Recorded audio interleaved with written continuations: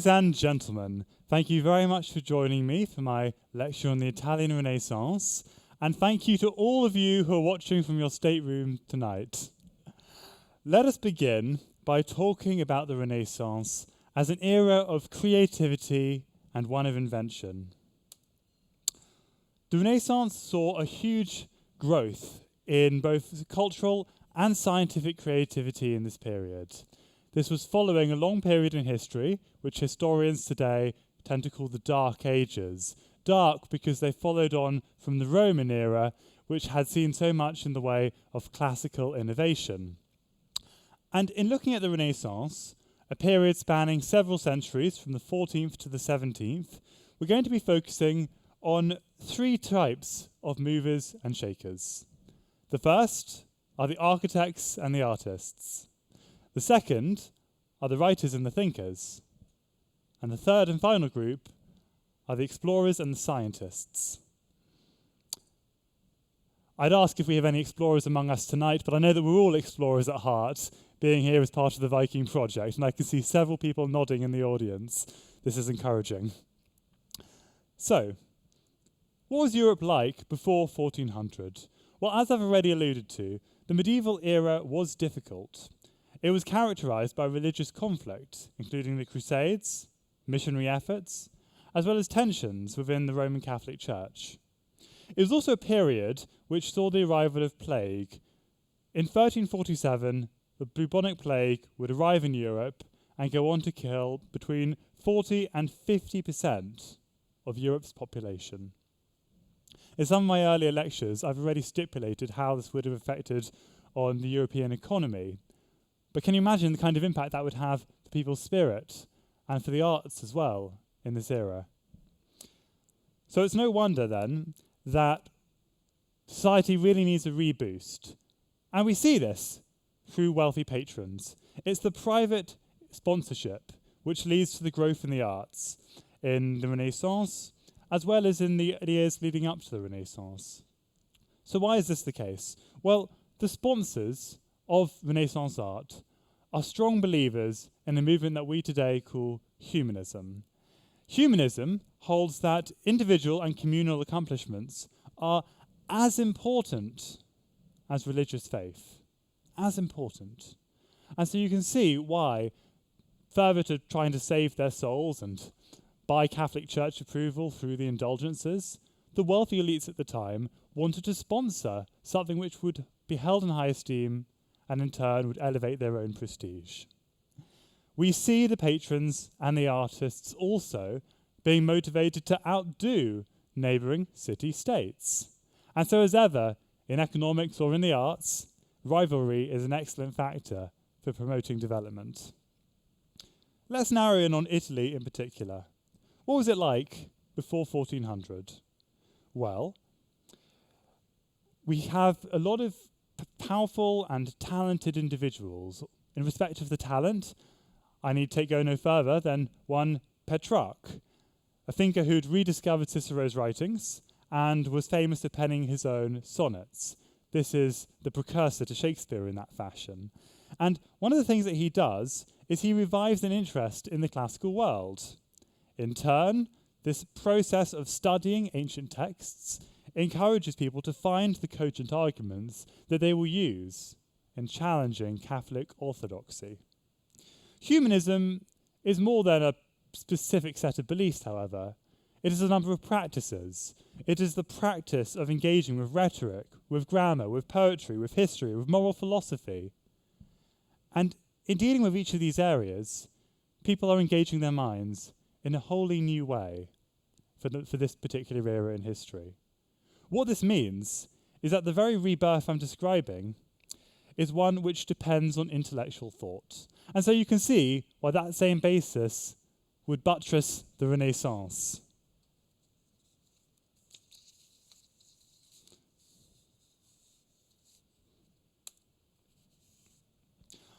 Alongside Petrarch, we have other such writers as Dante Alighieri and Giovanni Boccaccio.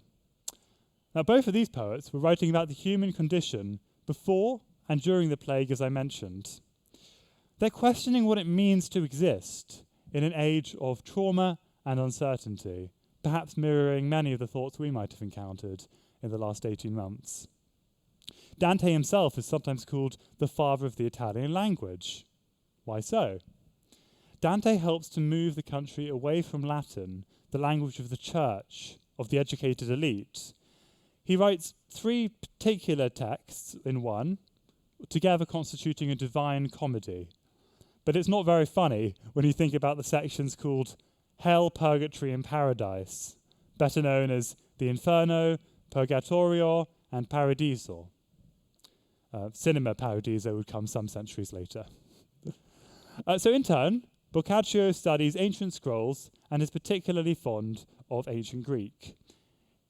Now, once again, you're seeing that interplay between the old and the new, as it was for them at the time.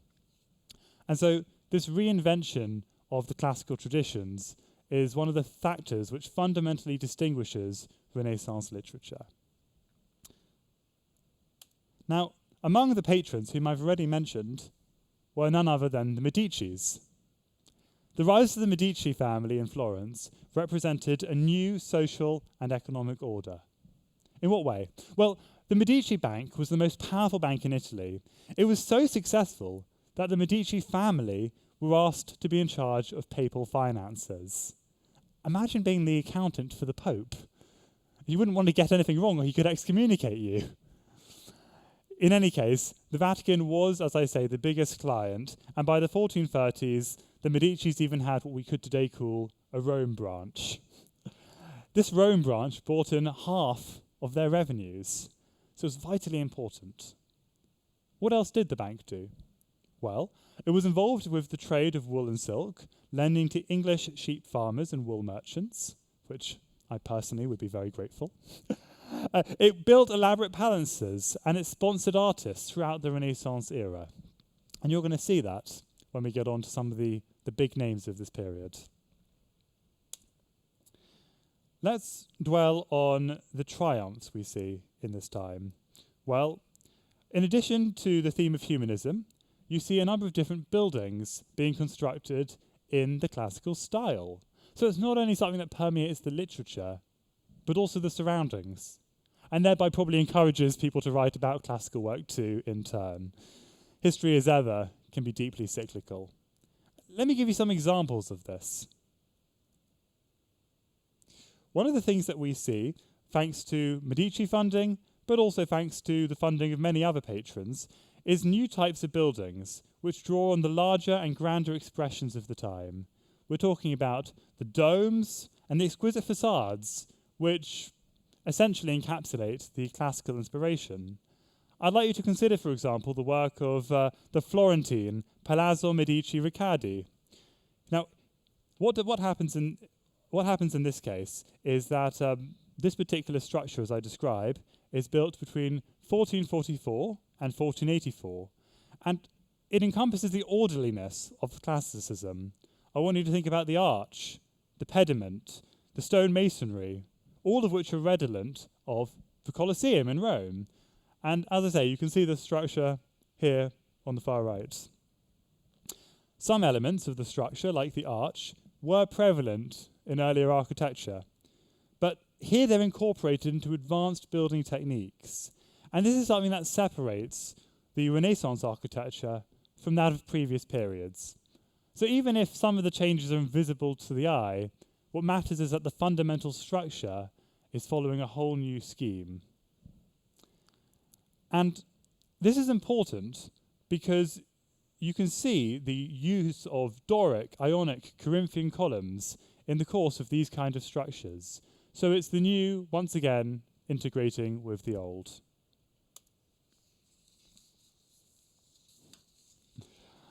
Whereas there'd been plenty of decaying relics across Italy, we now see that the Italian people are engaged in expressing religious, secular, and even domestic architecture in terms of these classical ideas. And some of the features include the acanthus leaf, the meander, or the egg and dart motif, which you'll see across classical architecture, and indeed across that of the Renaissance. So let's talk about this architectural triumph that you see before you. How did this come about? Well, in the year 1418, Florence's city fathers announced a competition. The competition had a significant financial prize, and naturally this attracts architects from across Italy. One such architect was Filippo Brunelleschi. Oh, my Italian accent is not so bad as my French. Now, Brunelleschi offers the winning concept for building two domes, one nesting within the other. And that's something that you can see here in the image on display. This is constructed over 16 years, harnessing structures which are sometimes called tension rings. What makes the tension ring special, or perhaps I should say very ordinary, is the way that it works just like wine barrels. And so you can see that basic techniques are being employed to produce something spectacular of this scale. And it shows the extent of their intellectual imagination and reinvention, that they can take a technology, a style of architecture used in making a barrel, and use that in making this magnificent cathedral you see before you. Indeed, it was the Pope himself who consecrated Florence's cathedral, and it was said to be more useful, more beautiful, more powerful and more honourable than any precursor. Further to cathedrals, you need only consider exquisite doors to see what the Renaissance achieved. These doors were designed by Lorenzo Ghiberti. They're made of bronze, and you'll find them on the baptistry very close to the cathedral. Once again, this starts as a competition among artists. It is Ghiberti, as I say, who wins the sought-after commission, and it would define his life. Can I hear any guesses as to how long the north doors might have taken him to complete? 20 years. Okay, I see we have a big dog in the audience. Well done. Yes, 20 years. And now, I don't think I could stick with it for 2 years, but in any case, 20 years clearly wasn't enough for him, because what happens afterwards is he's asked to create the east doors, and that in turn takes 27 years. So this is the work of a whole man's life. And why do we call them the gates of paradise? Well, it's because apparently when Michelangelo saw the doors for the first time, he exclaimed they were the gates of paradise. And that's a name which has stayed with them ever since then. One of the many qualities that makes these doors special is the fact that the panels show multiple aspects of the story at a given time. Some of them even contain more than 100 figures. So this is one special aspect, but the part that I like is that Ghiberti, like so many of his contemporaries, decided to include himself in his work. And he has a small self-portrait that's tucked into one of the narrow panels. Alongside the sculptors, we have painters in this period turning to the past to advance their portrayals of the natural world. So artists are experimenting with something exciting called single point perspective. And this is where they're using lines that are directly pointed towards a single part of their image. The goal here is to create a more natural reality, which is ironic because if it's all so carefully constructed, if anything, it doesn't sound natural at all, but very well thought after and well organised. I suppose, like so much in the arts, it's the simple things which often require the most effort to convey. And when you see that simplicity, it's a mark of how much complexity goes into developing that technique in the first place. So let's take a look, for example, at the Arena Chapel and the Visitation panel from Scenes of the Life of the Virgin. And if you look at some of these early Renaissance artworks, you're seeing small heads for larger bodies. So that's how it used to be. But by comparison, artists like Masaccio would try to draw the viewer's attention to the center of a picture, to Christ himself in such pictures. Let's turn now to some of the biggest heroes of the Renaissance, sometimes called the polymath. So We have three prominent figures from this time who you will all know by name: Michelangelo, Da Vinci, and Raphael. Now, Michelangelo is famed for works like the Pieta and the David, sculptures he completed before the age of 30. And at 74, no less, he was appointed architect for St. Peter's Basilica.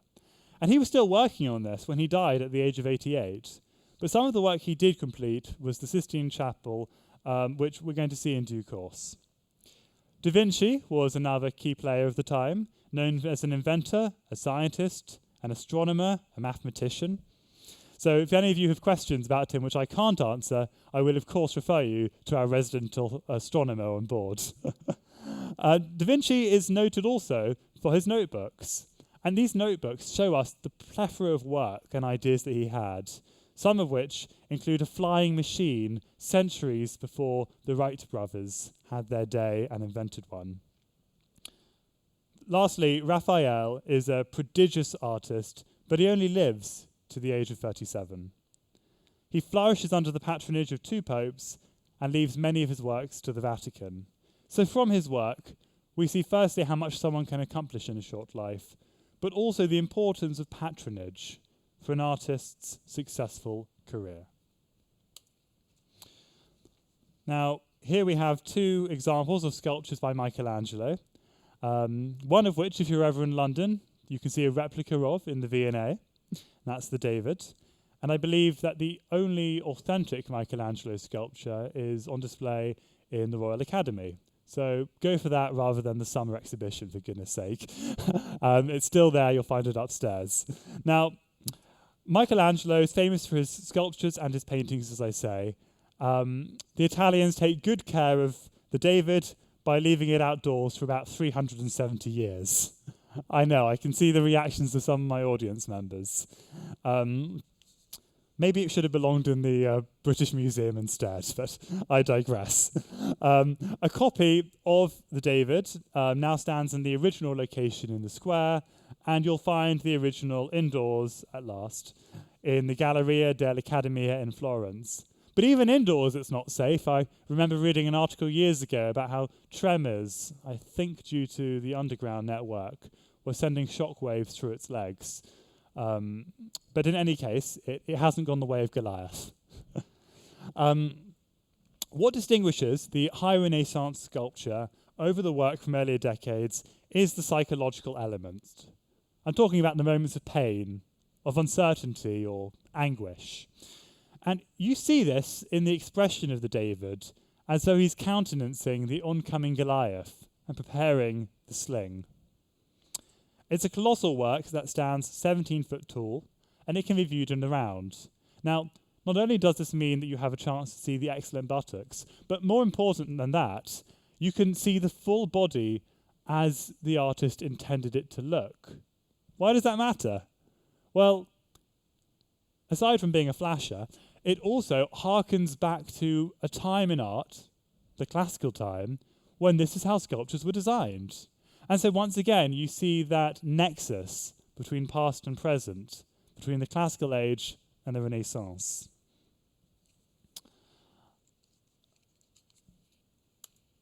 I told you we'd look at the Sistine Chapel, and I'm keeping my word.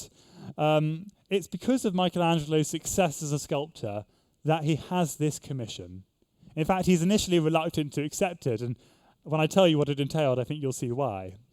Now, he's not the only person to contribute to the chapel.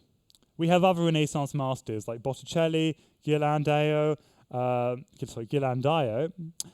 Perugino helping to paint its walls. Raphael even contributes to several of the tapestries in this complex. But the ceiling is exclusively Michelangelo's work. He uses a scaffold, which means he's 70 feet above ground, and for 4 years, he's painting it in this most awkward poise. No wonder it takes him so long to complete. Now, in the Sistine Chapel, we have 9 scenes from Genesis, which include as many as 300 biblical figures. In fact, I'm just thinking that in the same way that so many artists included themselves in the picture, imagine if Michelangelo had walked out the Sistine Chapel on the last day and his rendition of God had been himself. Probably wouldn't have gone down too well, but in any case, he did like creative license because he is said to have only accepted the commission when he was allowed to do as I liked. So you need only think of a modern film director demanding artistic freedom of expression to understand how he would have felt in his time. And while the ceiling certainly celebrates the creation and many of the ideas and values being upheld by the Catholic Church at the time, again, there's a humanist element. Michelangelo is celebrating human beauty. He's celebrating the nobility of the human form, and that includes its weaknesses as well as its sinful nature. So the next time you're in the Sistine Chapel, take a look at the musculature, at the specific anatomical parts, and consider how that is reminiscent of the Greco-Roman art, as I've already described to you. Of course, if we're talking about art, we really have to talk about frescoes. Frescoes are a widely common feature of art at this time. So what are they? Wet plaster is put on the wall. The paint is applied while the wall is damp, but not completely wet. And as the plaster dries, it bonds with the pigment, producing an indelible image. So the idea here is that the image is going to last with time. And as I say, that's one of the reasons why we have so much of the art that remains with us today. Here you can see some of the physical details that I was describing to you earlier. Especially if you look at Adam, you can see that musculature on the far left. Now, the vignettes in the ceiling tell these biblical stories. So we've got the creation of Adam, the expulsion from Eden, the prophet Jonah, and Jacob and Joseph. Now the bodies are rendered in a way which is light, there's a degree of shadow, and clearly Michelangelo has gone to pains to portray the bodies in such detail that it contrasts with the early Renaissance artwork, which was a bit more stilted. And Michelangelo's figures also interact with the story, and that's what makes them more believable to us as viewers. And again, I point you to that interaction between Adam and God, and you can see how Adam is slightly responding to God. It's much more convincing as a result. So I think it's the movement in these pictures, the scale of them, and the difficulty in executing such stories from a scaffold, which is what makes the Sistine Chapel so iconic. We must, of course, talk about the destruction that the Sistine Chapel undergoes over time. Time, in fact, is an element of this. But so is smoke and pollution, which dull most of the walls and the ceiling after centuries of candle burning. Now, there was a cleaning restoration project in the 1980s and 90s, and this provides some insight into the colours that Michelangelo may have intended. You can see, for example, the contrast in the images from the right to the left, before and after the cleaning. Another stark example is how Michelangelo's use of colour is not always clear, and this gives the restorers some license as to what they're doing to remedy the faded artwork. But it also creates a problem for us if we want to guess what was originally there. It's a bit like looking at the Salvator Mundi, that recent supposed Leonardo find. The restored version is majestic, but a lot of that is the work of modern artists emulating the style of whoever painted it originally. So these are the pitfalls with restorations. And as a result, the cleaning of the Sistine Chapel has encouraged a slightly more respectful approach to restoration ever since then. So even in the modern day, we see the approach to artworks and to art heritage continuing to evolve. I mentioned to you earlier some of the fantastic sketchbooks, and of course Leonardo is particularly famous for the way that he portrays the body and people's emotions. You can see from the image on the left, the Vitruvian Man, how he's employing the eye of a scientist and a mathematician. He's trying to replicate something seen in the real world, the anatomical precision that we see in looking at our own bodies. Potentially not after a few weeks on this cruise, but I digress. Our expansion is for a good cause. Now, further to the Vitruvian Man, you can see the image of a fetus in the womb and a human arm and biceps. So Da Vinci is famous, as I say, as an inventor as well, and his flying machine, which you see at the bottom here, was centuries ahead of its time. He's also famous, of course, for a few select paintings. One of them is the Virgin, child with St. Anne, and the other is Mona Lisa herself. There were some art historians who were even speculating more recently that the Mona Lisa could be a self-portrait of Leonardo in disguise, but I think that's been safely debunked as a theory. What else does Leonardo do in these pictures? Well, he shows an acute understanding of perspective. So consider how the background landscape seems to naturally recede into the distance. Also look at the famous technique called sfumato. This is the smoky-like texture around the eyes of some of his characters, or subjects, as I should say. And this gives them a soft, carefully blended haze, which might make them look solemn, dignified, or even faithful in their own way. There's certainly something deeply mysterious about the way that Mona Lisa is looking at us, and I think that soft movement around the eyes and the fact that he uses sfumato instead of giving her eyebrows gives her that penetrating but somewhat ambiguous look.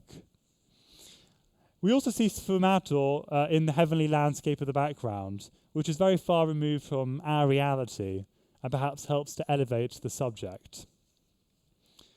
I told you earlier about frescoes, and Leonardo was a big champion of them. Have any of you seen The Last Supper in person? Well, it's in Milan. It's in Milan, and I can tell you that because I've been to Milan and have seen it there. It is spellbinding, and you can't tell as you're walking towards it whether that's because it's an incredible work or because it's the kind of picture you will have seen your whole life and you're finally there in front of it. So these artists get a huge uplift purely on account of their kudos. I think it's also true that anything on a large scale becomes impressive, let's face it. If you ever go and see a Rothko exhibition, you'll know what I'm talking about. So The Last Supper is a particularly interesting picture because it's a painting on dry plaster rather than the wet plaster I described to you earlier. This is not a stable combination, and as early as the 16th century, the work begins to decline. It's also a victim of 20th century war. The aerial bombings, led in fact by the Anglo-American bombers in 1943, causes several of the walls to be blown apart and damaged, but this particular wall was sandbagged, and we're lucky that it managed to survive. Let's put The Last Supper into context. I'd like you to recall the Renaissance painter, Masaccio, who used those hypothetical mathematical lines, as you can see here in the top right. Well, it's those lines which help to put everything in such neat order, and even though we can't see those lines, it's that precision which arrests our attention, at least in part. And of course, Christ's head, once again, is in the center of the image, which draws us immediately to the key subject and the storyline from there on. Let's talk about that story. You've got his disciples around him who are moving about in a natural and engaged manner. Again, something I've told you is characteristic of this period. We also have a deeply psychological element once again. You can tell that each of the disciples is wondering, who is it that is going to betray Christ? Now they've been told that one of them will do that. So, do we have any guesses as to which one here is Judas? Any guesses at all? Well, you can see Judas because he's got his elbow on the table. He's the only one to be doing so. But I didn't only get my knowledge from the Da Vinci Code. His face is in shadow, which is a factor. It's quite ominous. His head is portrayed lower than any of the others. And he's also clutching a small coin purse, which implies he's already been paid the silver to betray Christ. He was also knocked over the salt pot. Don't you dare do that. That clearly conveys betrayal, not just of culinary practices, but apparently of Christ himself.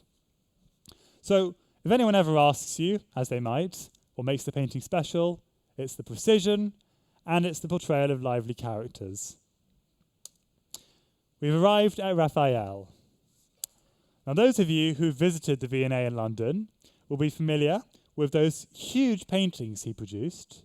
So he really was a prolific artist, probably with a very good studio backing him up. But his work also includes matters outside of religion. He paints artworks relating to mythology, so you'll see Madonna and Child one day, and something relating to the classical world the next. He uses bold colours, precise brushwork, and again, it's the believability of some of his images which makes him so lasting. Raphael, as I mentioned, is an artist alongside others who helps to decorate the Vatican apartments. He decorates 4 of the papal apartments, in fact, from 1509 to 1520.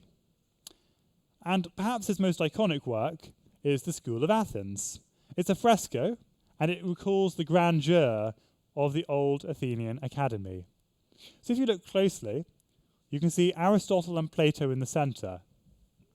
They're walking towards the viewer beneath a Roman arch. On the stairs are Diogenes, Pythagoras, Euclid, and Ptolemy, among other such Greeks of distinction from literature, the sciences, and the arts.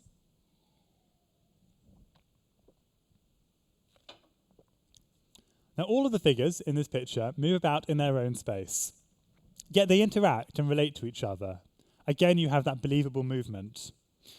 And something the fresco therefore does is it helps to represent the humanism of the Italian Renaissance, because you see poets, writers, philosophers, and astronomers, but not our resident astronomer, I don't think.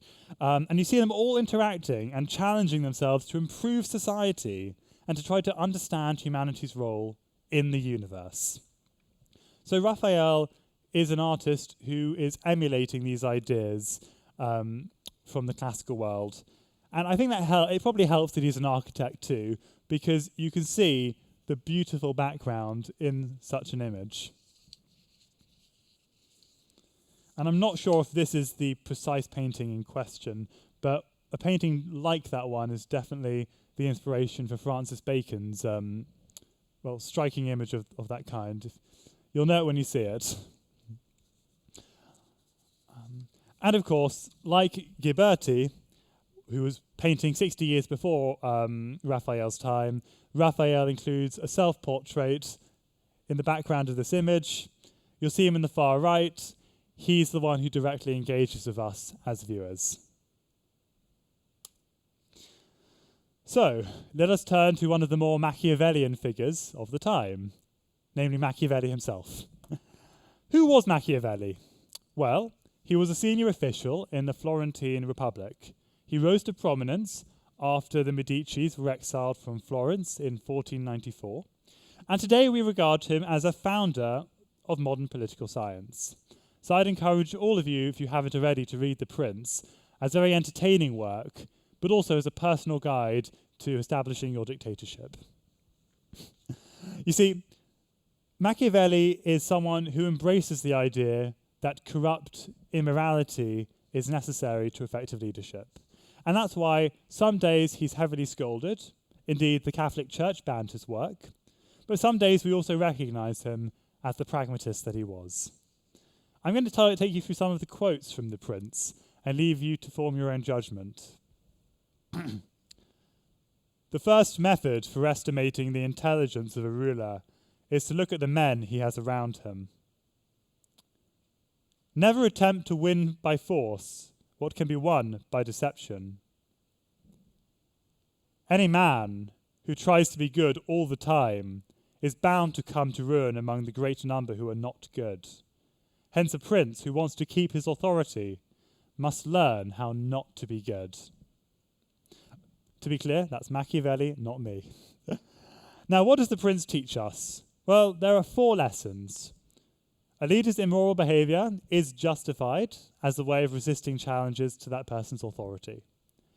A leader's job is to maintain the continuity of the state. Allies are only friends when it's in their interest, and there are no easy choices. Let's move on to some of the literary triumphs beyond Machiavelli. We have writers like Giorgio Vasari. He's a protege of the Medici family, as well as an architect, writer, and historian. Isn't it lovely that even in this time they have these portfolio careers, doing 4 or 5 different occupations that we'd love to do just in one instance, in isolation. Clearly this is before the age of Adam Smith writing about specialization and the division of labor. So what we see is Vasari writing the lives of the most eminent painters, sculptors, and architects. And this is something which makes Vasari Italy's first real art historian. And he preserves many of the biographical details today on which we rely when studying such subjects. Vasari is also known for the Vasari Corridor, which is a picture gallery connecting the Palazzo Vecchio with the Pitti Palace. And that's special for a few different reasons. For one, it's commissioned to allow the Florentine elite to walk safely across the river from the city's seat of government to the Medici's private residence. So you can just picture those elites walking along through their private little corridor because they can't bear to be mixing with everyone below. In any case, I digress, and we move on to the inventions and the explorations that characterize the time. So there are 3 particular explorers I'm going to take you through. Christopher Columbus from Genoa, Amerigo Vespucci from Florence, and Galileo Galilei from Pisa. Now, Columbus is often credited with discovering the New World, but it's actually accepted that the Vikings were there 5 centuries previously, having established themselves in Newfoundland in the year 1000 AD. Amerigo Vespucci is perhaps most famous today for his name, because it's from his name that comes forth the name of which country? America, exactly. And his account of his voyages to what is now Brazil and the West Indies helped to draw attention to the existence of a new world, and that's something which inspires the age of discovery, as I've discussed in an earlier lecture. Galileo Galilei is from Pisa, as I mentioned, so something good came out of Pisa aside from a leaning tower. He invents the telescope in 1609, and that opens up the heavens to astronomers.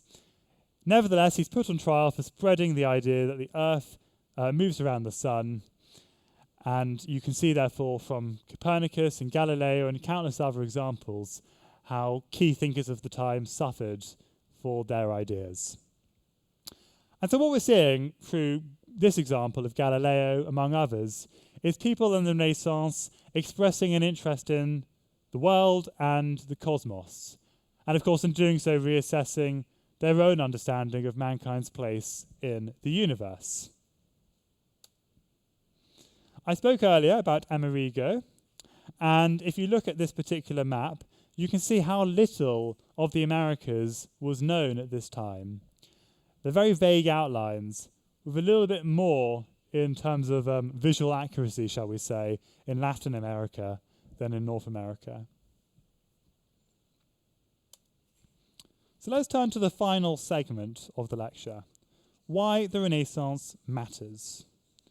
Well, it's pivotal to European history, bridging the gap between the medieval and the modern worlds.